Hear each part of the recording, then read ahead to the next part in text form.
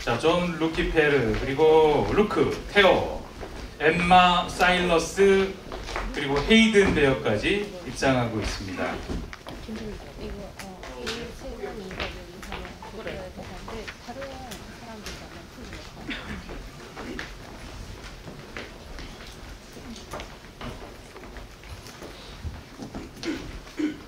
자, 그럼 제가 여기 한 칸 내려가서 이렇게 진행을 하겠습니다. 자, 그럼 지금부터 기자간담회를 진행해 보겠습니다. 먼저 우리 함께 했던 배우분들의 먼저 인사를 먼저 드리고요. 기자 여러분의 질문을 받겠습니다. 먼저 존 루키페르 최수영 배우부터 쭉 인사를 한번 드려볼까요? 네, 안녕하세요. 뮤지컬 블루레인에서 존 루키페르 역을 맡은 배우 최수형입니다. 잘 부탁드리겠습니다. 같은 역을 맡은 박시원입니다. 반갑습니다. 안녕하세요. 최윤철입니다. 반갑습니다. 네, 루크 역할을 맡은 태희입니다. 잘 부탁드립니다. 네, 같은 루크 역할의 윤영렬입니다. 잘 부탁드립니다. 네, 양지원입니다. 네, 태호 역할의 김산호입니다. 네, 역시 태호 역할을 맡은 임강서입니다. 반갑습니다. 네, 태호 역할의 임정우입니다. 헤이든 로즈 역할의 허혜진입니다. 네, 헤이든 로즈 역할의 고은영입니다. 네, 사일러스 역할의 박준형입니다. 네, 사일러스 역할의 이진우입니다. 네, 같은 역할의 조환지라고 합니다. 네, 사일러스 역할의 김태호라고 합니다. 네, 엄마 같은 엠마 김명희입니다. 네, 안녕하세요. 엠마 역할에 이번에 두 번째로 참여하게 된 한유란입니다. 반갑습니다. 네, 이렇게 존 루키페르부터 엠마까지 17분의 배우 여러분 모두 인사를 해주셨습니다. 그럼 궁금한 내용 기자분들의 질문을 먼저 받아보겠습니다. 저희가 마이크를 전달해 드릴 텐데요. 먼저 잠깐 손을 들어주시고 질문해 주시면 감사하겠습니다. 질문 있으신 분 계십니까? 네, 마이크 좀 부탁드릴게요. 네, MBN 이동훈 기자입니다. 최수영 배우와 조한지 배우에게 질문하겠습니다. 최수영 배우에게 질문드리는 거는 이 작품이 창작 뮤지컬로서 어떤 좀 재미가 있는지 그런 것에 설명 부탁드리고요. 또 오랜만에 무대에 서는 것 같은데 소감 부탁드리겠습니다. 다른 배우들도 오랜만에 쓰시는 분들도 있을 것 같은데, 그리고 조한지 배우에게는 2년 전이랑 다시 이제 블루레인에 또 쓰는데 좀 전이랑 좀 달라진 점이 있다는 그런 게 있고, 또 이렇게 제 근래에 좀 이렇게 좋은 배우들이 골고루 좀 포진한 작품을 보기 힘든 것 같은데 좋은 배우들과 만남의 또 소감이 어떤지 간단하게 말씀 부탁드리겠습니다. 일단 뮤지컬 블루레인은요, 제목만 들으면은 좀 이렇게 낭만적이고 좀 로맨틱한 그런 뮤지컬 같이 느껴지는데 사실 주제도 굉장히 무겁고요. 하지만 그 안에 사랑도 있고 로맨스도 있고 그 다음에 어떤 인간의 탐욕한 면과 이런 선과 악의 뭐 그런 타이틀에도 나와 있듯이 조금 무거운 그런 주제를 가지고 있고요. 저희들 배우들 한 명 한 명이 다 노래도 너무 잘하고 연기도 너무 잘하고 일단 보시면은 정말 재밌고요. 음악도 너무 좋고 저는 처음부터 끝까지 눈을 뗄 수 없을 정도로 정말 재밌게 공연하고 있고 제가 봤을 때도 네, 그렇게 보고 있고요. 정말 죄송합니다. 제가 오랜만에 페이스북을 해서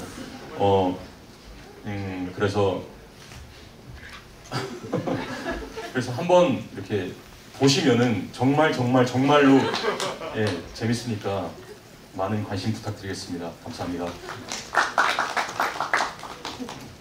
네, 2년 전에 참여했을 때는 사실 그때 저희가 딤프 준비하느라도 그렇고 그리고 시간 준비 기간이 얼마 없었어서 저희가 그 짧은 시간 내에 보여드릴 수 있는 최선의 노력을 했는데 지금 저희가 준비한 거에 비해서 2년 전 걸 한번 생각해보면 굉장히 많이 비어 있었다고 생각해요. 근데 지금은 그 비어 있는 구간들을 정말 많이 채웠고 채운 만큼 정말로 이 무대와 이 텍스트와 배우들과의 시너지를 엄청 내고 있다고 생각해서, 그리고 2년 전보다도 볼거리도 너무 풍성해졌고 그리고 여기 대학로에 있는 이런 중소극장에 있는 뮤지컬들과 좀 같이 비교해서 얘기해 보자면 이런 소극장 무대에서 좀 보기 힘든 그런 조명들, 그런 좀 퀄리티들이 있는 그런 조명들과 함께 배우들이 지금 열연을 하고 있지 않나 싶고요. 그리고 아까 말씀해 주셨다시피 워낙 배우진들이 다 너무 풍부하고 너무 노래도 연기도 다 움직임도 너무 잘하셔서 정말 어떤 배역으로 와도 어떤 배우님으로 봐도 뭐 구멍이 없다고 해야 될까요? 그러니까 어떤 분들로 보러 오셔도 이 블루레이나 뮤지컬을 정말 재밌게 즐기시고 갈 수 있다고 이렇게 감히 자부하는 말씀으로 이렇게 드립니다. 네. 네, 다음 분 질문 받겠습니다. 네, 살짝 손을 들어주시면 저희가 바로 마이크를 전달해 드리겠습니다. 네. 자, 그럼 질문 생각하는 와중에 제가 질문 하나 드리겠습니다. 자, 리뷰를 보니까요, 이런 게 있더라고요. 뮤지컬계의 블루레이는 펜트하우스다. 네. 요즘 장안의 화제잖아요. 시즌 2까지 간 펜트하우스 드라마와 이 뮤지컬이 좀 닮았다. 그런 인상을 받은 분들이 좀 있더라고요. 그래서 아무래도 제가 봤을 때는 이게 배역 중에 저는 루키 페르 때문이 아닐까 이런 생각을 좀 해봤거든요. 그래서 어느 분이 좀 얘기할까요? 최단태? 최민철 배우? 네. 최단태 아닙니까? 네. 예. 틱트가 없어. 네, 오늘부터 최단태 되는 거예요. 안 그래도 펜트하우스에 지금 열연 중인 엄기준 형과 며칠 전에 얘기를 하면서 시청률이 30% 넘게 나오고 그렇게 잘 돼서 너무 축하한다고 그런 얘기를 했었는데 그런 어마어마한 드라마와 비교가 돼서 일단은 너무 감사드리고 기쁘고요. 사실 드라마를 정주행하진 않았지만 뭐 문득문득 봤습니다.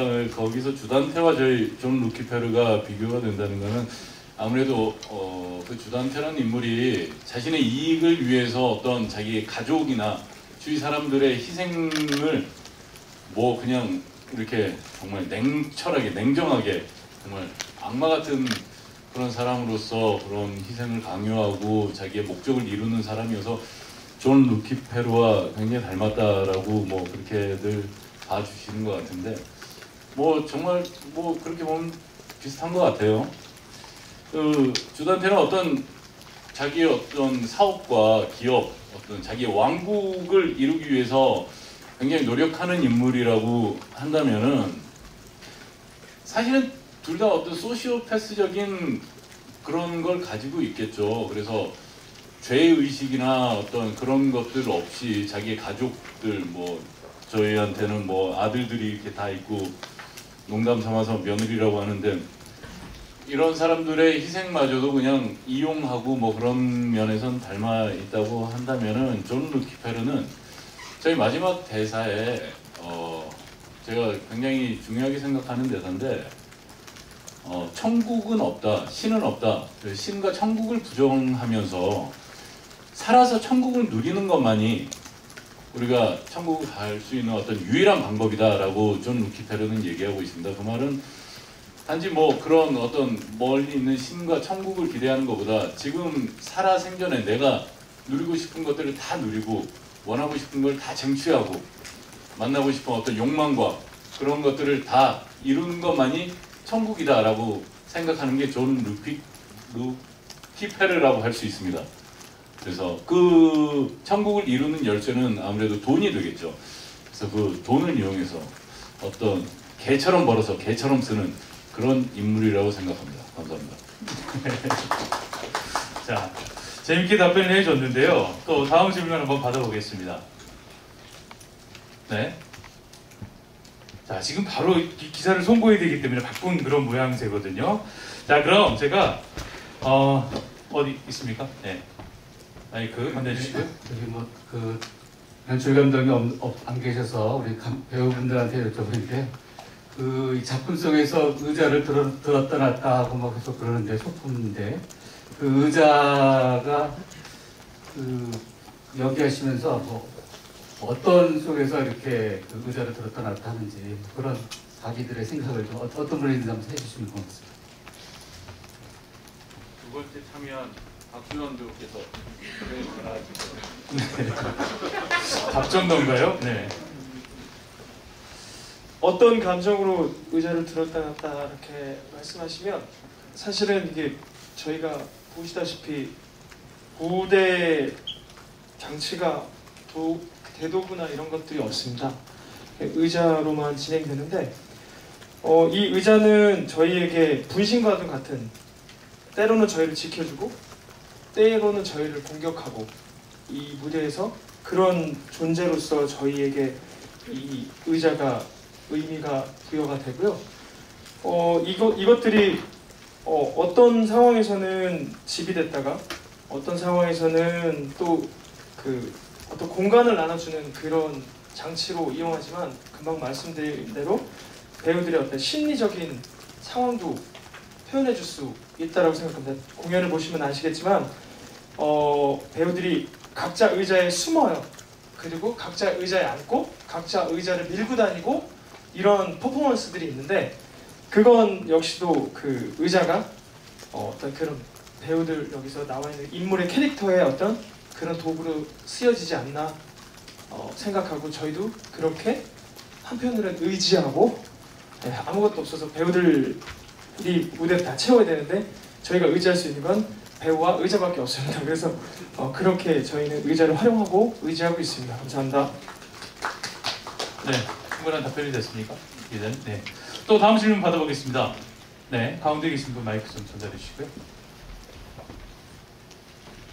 네, 한국일보 장재진 기자고요. 저는 태희님께 질문인데요. 그 배우로서 참여하시면서 이번 작품의 메시지가 뭐라고 좀 느끼셨는지가 궁금하고요. 또 하나는 이 작품 통틀어서 가장 매력적인 넘버가 혹시 하나만 꼽는다면 어떤 건지 소개를 부탁드리겠습니다. 네. 개인적인 저 의견밖에 못 드려서 너무 죄송하고요.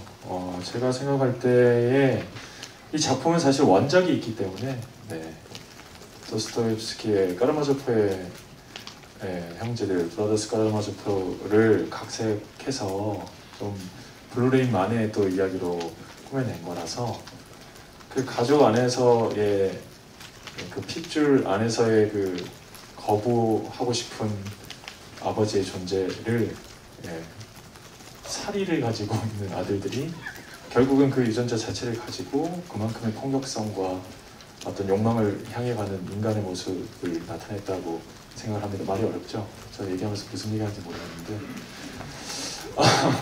어쨌든 그 루크로는 참여를 하면서 이 이야기들을 잘 이끌어 나가서 신이 없다, 어린 시절에 신이 있었다면 나를 보호해줬겠지, 이렇게 악한 아버지를 벌해줬겠지라고 믿었던 어린 시절에 신 없이 학대와 아주 불우한 어린 시절을 보내면서 신은 없다라고 믿고 있었거든요.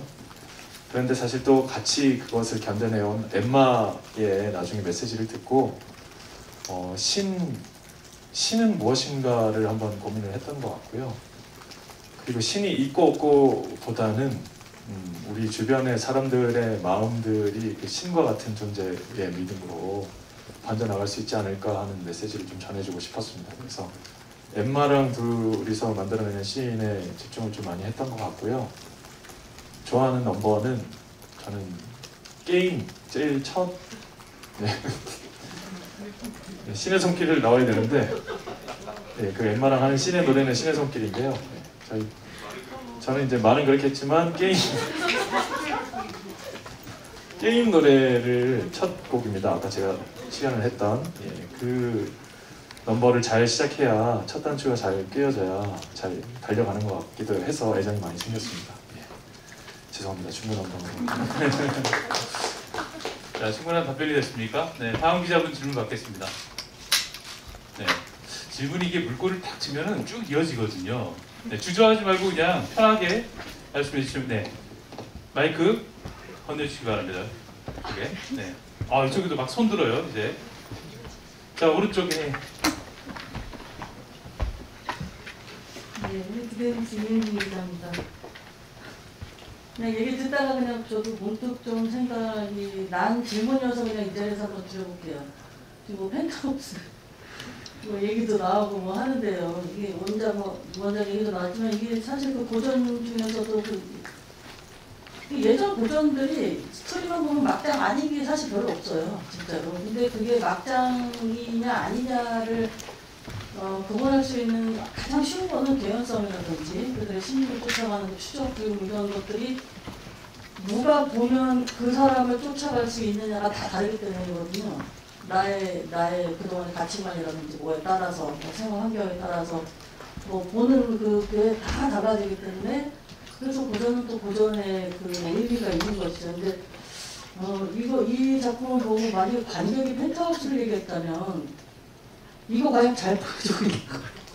그런 생각도 좀 살짝 지금 문득 들었어요. 근데 사실은 그것을 넘어서서 지금 이 작품이 어떻게 보면 지금 뮤지컬도 그 까라마조프가 있죠. 근데 그 작품은 거의 이제 고전 그 원작을 그대로 최대한 살려서 좀 보여주고 있는 것이고 이 작품의 경우는 이제 조금 달리해서 배경이라든지 뭐 그런 것들을 아주 달리해서 다만 그래도 그 뼈대를 좀 유지하면서 최대한 가고 있는 작품이기 때문에 어떻게 보면 그 이런 류의 작품이 동시에 같이 나올 때에는 사실은 둘 중에 하나는 재현상을 사실 도태되기 마련이에요. 그거는 관객들의 선택이니까 어쩔 수 없는 건데 어쨌든 그러기 마련인데 그래도 이 작품도 그 작품도 좀 같이 이렇게 그래도 뭐 재현으로 감상을 이렇게 하는 거 보면은 이것도 참 이례적이다 이런 생각도 좀 들거든요. 그래서 조금 다른 질문으로 이 블루레인이 어쨌든 그 원작이 가지고 있는 그 뭐랄까 이 고전의 미라고 할까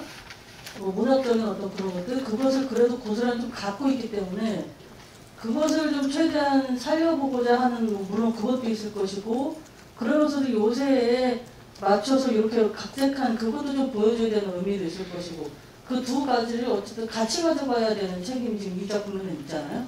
그래서 이제 제 질문은 만약에 그런 것들도 지금 연출분이 안 계시기 때문에 어쨌든 뭐 연습하면서라든지 배우분들끼리라든지 뭐 같이 상의하고 있는 그런 점이 있거나 뭐 초연부터 참여를 하신 분이 뭐 어느 분이 좀 대표로 말씀을 좀 해주시면 좋겠습니다. 네, 어느 분이 답변이 가능할까요?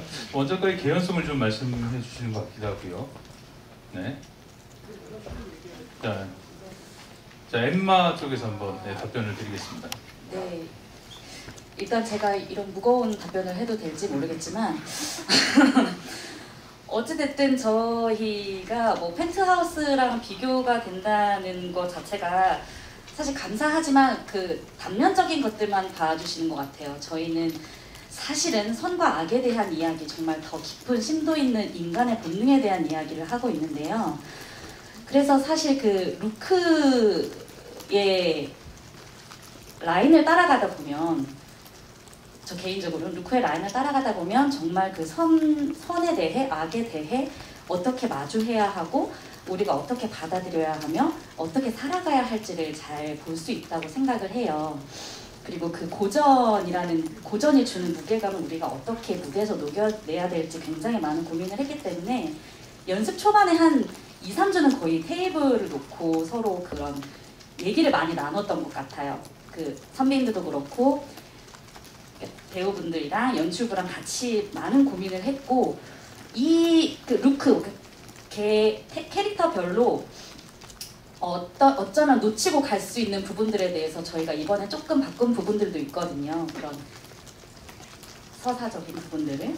그래서 그런 부분들이 잘 표현이 된다면 단순히 그런 자극적인 그런 소재보다는 마지막에 문을 열고 나가셨을 때 아, 우리가 앞으로 인생을 어떻게 살아가야 하지? 라는 느낌을 받고 나가셨으면 좋겠습니다. 지금 제가 궁금한 건 그거였거든요. 지금 조금 서사를 조금 바꾸셨다고 했는데 이 무엇에 초점을 두고 변화를 주었는가 아니면 무엇을 유지하고 있는가 그게 좀 궁금한 거죠. 네네. 무슨 질문인지 너무 잘 알아서 저도 사실 그런 질문을 연출님한테 많이 초반에 했었고요. 글쎄요, 명확한 의도는 연출님이 정확하게 말씀해 주시는 게 맞는 것 같고 저희 이제 배우들 안에서는 이 스토리에 대한 거에 대한 테이블을 좀 하다가 저희는 이제 이 받은 대본에 대한 캐릭터에 대한 것을 믿고 얼만큼 이것을 이 장면 안에서 이해하고 그 안에서 살아서 움직이는가가 관객들이 볼 때는 이 작품이 얼마나 리얼리티가 되는가, 얼마나 깊이 있게 따라와 주는가에 그 목표점을 두고 있었습니다. 그래서 배우로서는 주어진 장면, 캐릭터, 대사들을 조금 더 이 장면 안에서 그 심리적인 묘사가 될 수 있게끔 노력을 했고요. 그런 것들이 어떻게 받아들여질지는 사실 저희도 좀 궁금하기는 했었어요. 그래서 지금 이제 회차로 볼 때는 한 5회차, 6회차 뭐 첫 줄을 잘 이겨낸 시작 중인데 관객들의 반응을 또 보고 있는 시기이기도 합니다. 네, 답변이 됐습니까? 그럼 다음 네. 그 지금 그 질문하신 요지에 대해서 제가 드릴 말씀이 있어요. 그러니까 아까 브라더스 뭐 까르마조프랑 비교를 하셨는데 그거는 원작을 뭐 충실히 고증했다고 하면 저희는 좀 더 쉽게 다가가기 위해 좀 더 뭐 예를 들어 아까 말씀하셨잖아요. 여러 가지 인물들이 나오는데 그 중에 어떤 인물의 내 가치관을 투영해서 보느냐에 따라 해석이 달라질 수 있다 이런 얘기를 하셨는데 저희는 이제 그런 해석의 여지를 최대한 줄여서 쉽게 전달될 수 있게끔 그렇게 이제 각색을 한 것이고요. 네, 뭐 그런 방향으로 가기 위해서 아무래도 조금 수정이 필요했겠죠. 그래서 좀 더 쉽게 이해하실 수 있게 각색한 작품이라고 이해해 주시면 될 것 같습니다. 네, 그럼 다음 질문으로 넘어가 보겠습니다. 질문 있습니까? 더? 네. 그러면 윤석열 배우가 마이크를 잡았으니까요. 제가 이 질문 한번 드릴게요. 인물 연기할 때 좀 중점을 뒀던 부분이 있을까요? 난 이렇게 이 배역을 소화하기에 노력했다.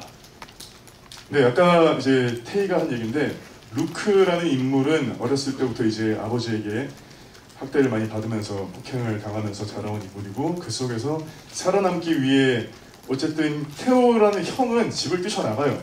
그 뛰쳐나가게 되면 집에 혼자 남은 또 하나의 아들 루크는 더 치열하게 살아남아야겠죠. 예, 그 아버지랑 같은 집에서 살았어야 하니까. 그러면서 자신이 힘을 가질 때까지는 어떻게든 버텨서 나가야 된다라는 생각으로 살았을 것이고 그 과정 속에 유일하게 기댈 수 있는 존재는 신이었을 거예요. 그런데 그 신에게마저도 버림받고 그 신을 아무리 믿어봤자 변한 현실은 없고 그러다 보니까 어찌 보면 좀 더 염세적으로 바뀐 거죠. 시각이. 뭐 신은 아무리 기도해도 도와주지 않았어. 나는 오늘도 두드려 맞았어. 그러니까 이런 식으로 살다 보니 자기의 어떤 방어 기제로 형성된 게 신은 없어 라는 어떤 그런 가치관을 갖고 살게 된 인물이에요. 그런데 그 인물이 이제 엠마 그리고 테오라는 형에 대한 그 아버지를 죽인 혐의를 받고 있는 형에 대한 나중에 엠마를 통해서 형에 대한 형이 무한한 사랑과 엠마의 무한한 사랑에 대해 이제 깨닫게 되면서 변화하는 과정이거든요. 사실은 그래서 여러분 조은이란 캐릭터 굉장히 강렬하기 때문에 주인공으로 보실 수 있는데 사실은 루크가 주인공인 거 잊지 말아주시면 좋겠어요.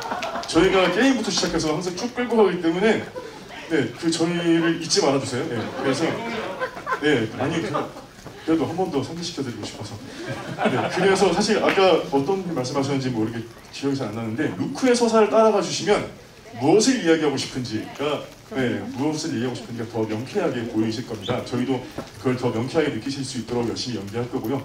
그 루크가 변화해가는 과정, 이제 뭐 인간에 대한 마음, 뭐 사랑과 희생, 용서를 가지고 다시 한번 신을 믿어보고 그 안에서 신이 있고 없고가 중요한 것이 아니고 사람이 사람을 위하는 마음이 중요한 것이다라는 것을 깨닫게 되고 그거를 이제 사일러스에게까지 전달해가는 그런 서사가 주된 이야기인데 그 인물의 변화를 주인공으로서 여러분들께는 여실히 보여드릴 수 있도록 하는 게 저의 주 포인트입니다. 네, 알겠습니다. 네. 자, 마이크를 옆에 태호 배역 세 분께 한번 넘겨볼까요? 네. 자, 루크가 주인공임을 다시 한번 제가 말씀을 드리겠습니다. 태호 세 분이 마이크를 잡으셨는데요. 일단 첫 장면에 등장하면서 상당히 강렬한 인상을 주는데 본인이 생각하는 관전 포인트라는 게 있을까요? 일단은 태호는 주인공의 형이고요. 네. 네. 관전 포인트라기보다 일단 제가 생각해도 루크의 서사를 따라가는 게 관전 포인트인 것 같아요. 왜냐면은 뭔가 처음부터 나와서 루크가 변해가는 그 모습들을 보고 관객들이 그걸 느끼게 하는 게 어떻게 보면 저희 그게 이제 요점이라고 볼 수 있거든요. 그래서 루크가 신이 없다라는 관점에서 신이 있고 아까 말한 대로 사람과 사람의 만남에서 그 사랑을 느끼는 그거에 대해서 이제 관객들이 받으면 저희는 성공했다고 생각하는 극이라고 생각합니다. 네, 알겠습니다. 그 옆에 양지원 배우 주인공인데 마이크를 안 줘서 좀 서운할 것 같은데, 네, 한 말씀 하시겠습니까? 네. 관객들에게 어떻게 기억이 됐으면 좋을지. 아, 갑자기요? 네. 저 괜찮은데, 네, 알겠습니다. 저는 블루레인이라는 작품 자체가 인간에 대해서 철학적으로 많이 고민하고 계신 분들이 보면 좋을 거라 생각하거든요. 그래서 인간은 어디에서 와서 어디로 가는가, 이거에 대해서 고민하시는 분들, 네, 보시면 강추입니다. 네, 알겠습니다. 내면의 갈등이 있는 분들께 강추한다고 말씀해 주셨고요. 자, 저희가 그 기자간담회 시간이 넉넉합니까? 좀 빨리 시간을 써야 될 것 같죠? 네, 그럼 기자님들 추가 질문이 있으면 또 받아보겠습니다. 자, 가운데 마이크 좀 건네주시고요. 네, 안녕하세요. 저 매일경제 스타투데이 김소연입니다. 일단 페이 배우님께 여쭤보고 싶은 게 있는데요.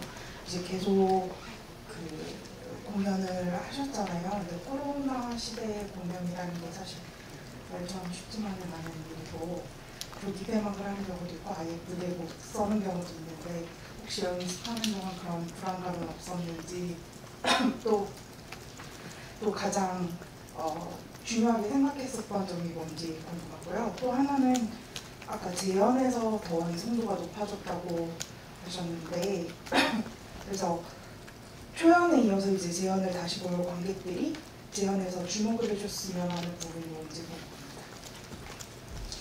네, 아마 모든 배우들이 늘 아주 기민하게 상황들을 살펴보고 있습니다. 그래서 주변에 비교적 작품이 많이 못 올라오기 때문에 쉬고 있는 배우들도 많아지고, 그래서 걱정이 굉장히 실질적으로 와닿게 들리고 있고요.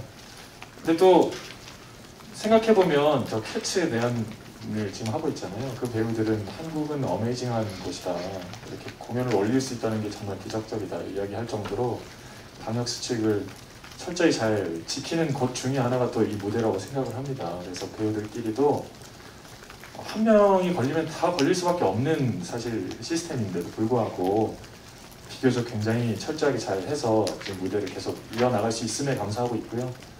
그래서 방역을 철저히 하는 것을 저희도 이제 가장 우선으로 두고 있습니다. 그리고 늘 걱정이고 지금도 사실 걱정입니다. 네, 그래서 나아지기를 바라고 있고요.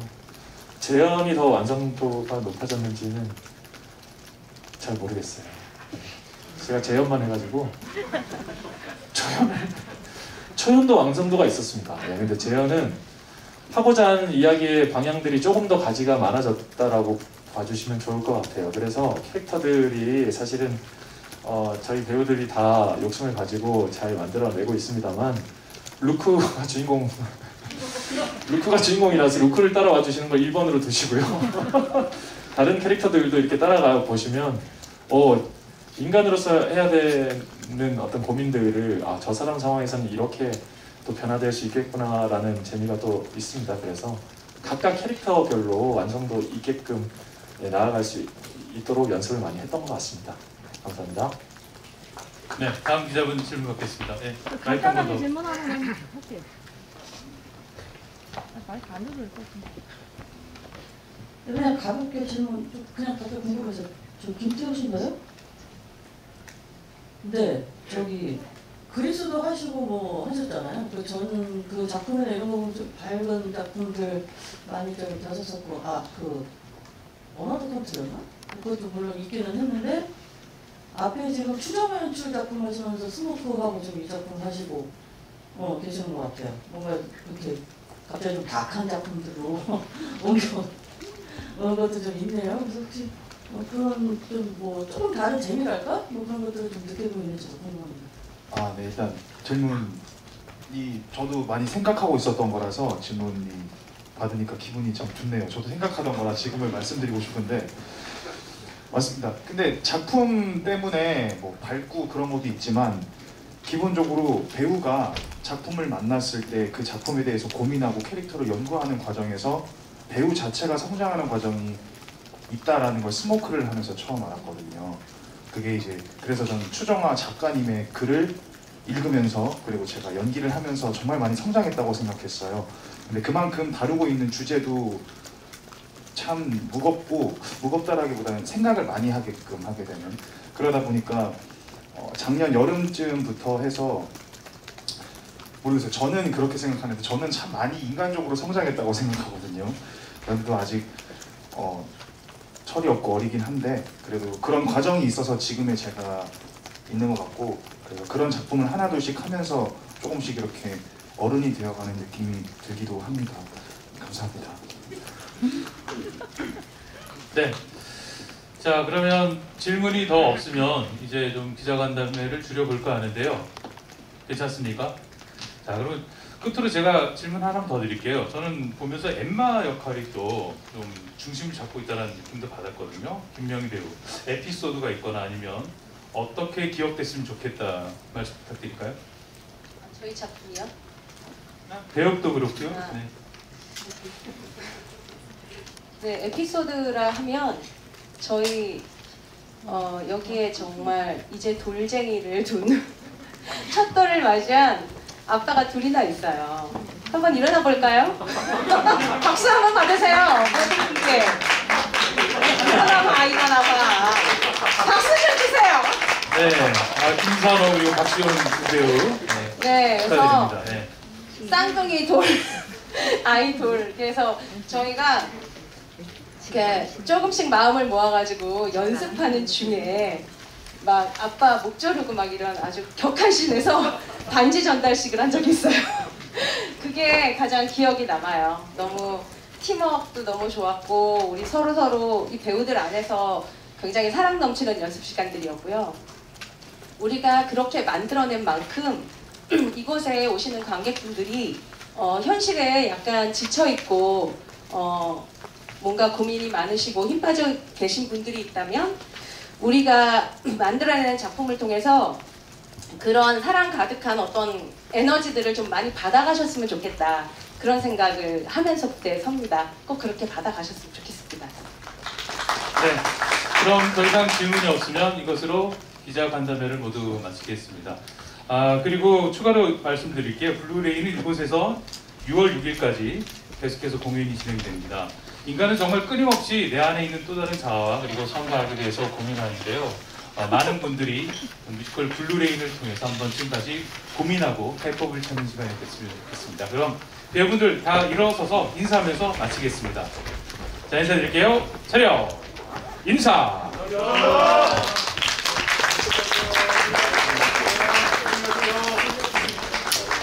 네, 이상으로 블루레인 프레스코를 모두 마치겠습니다.